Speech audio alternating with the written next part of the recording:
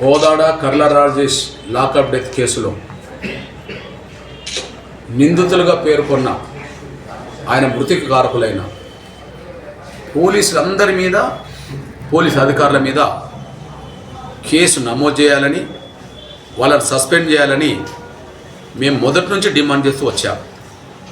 ఈ విషయంలో పోలీసులైనా, ఎస్ఐ అయినా, సిఐ అయినా, డిఎస్పీ అయినా వాళ్ళ కులం, వాళ్ళ ప్రాంతం చూడొద్దని, వాళ్ళ మతం చూడొద్దని, కేసులో నిందితులుగా ఎవరైతే పరిగణలోకి వస్తారో వాళ్ళందరినీ సస్పెండ్ చేయమని మేము కోరడం జరిగింది.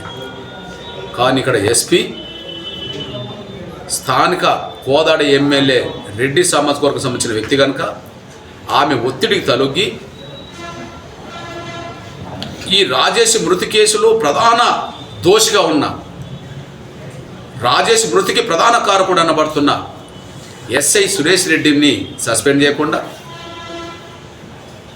సిఐ కంటే పై అధికారి అయిన డిఎస్పీ మరో రెడ్డిని సస్పెండ్ చేయకుండా ఒక బలహీన వర్గాలకు సంబంధించిన సిఐ ప్రతాప్ లింగం గారిని సస్పెండ్ చేయడం చూస్తే ఎస్పీ గారు తమ విధి నిర్వహణలో స్వతంత్రుడిగా లేడని, ఆయన రెడ్డి సామాజిక వర్గం సంబంధించిన ఎమ్మెల్యే ఒత్తిడి తలొగ్గి రాజేష్ మృతికి కారకులైన రెడ్డి పోలీసు అధికారులను తప్పించి ఒక బలహీన వర్గాల అధికారిని బలి చేసే ప్రయత్నం ఎస్పీ గారు చేసిందనే విషయం స్పష్టంగా రుజువుతారు.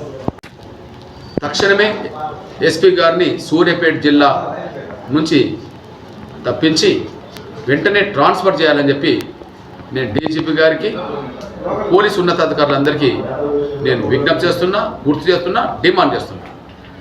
ఈ విషయంలో రాజేష్ మృతికి ప్రధాన కారకుడు ఎస్ఐ రెడ్డి, సిఐని సస్పెండ్ చేయడానికి ఏ కారణాలైతే చెప్తున్నారో ఆ కారణాలు డిఎస్పీ కూడా రెడ్డికి వర్తిస్తాయి.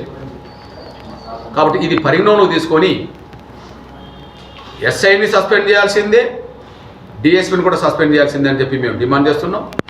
ఈ విషయంలో డీజీపీ గారు కూడా రెడ్డి అయినప్పటికీ ఆయన సస్పెండ్ కనుక రెడ్లను చేయకపోతే ఆయన కూడా తన రెడ్లను కాపాడుకునే ప్రయత్నం చేస్తుండనే భావన సమాజంలో కలుగుతుంది. ఆ పరిస్థితి రానియకుండా చూసుకోవాల్సిన బాధ్యత డీజీపీ శివధర్ రెడ్డి గారి మీద ఉన్నదని కూడా నేను గుర్తు చేస్తున్నాను.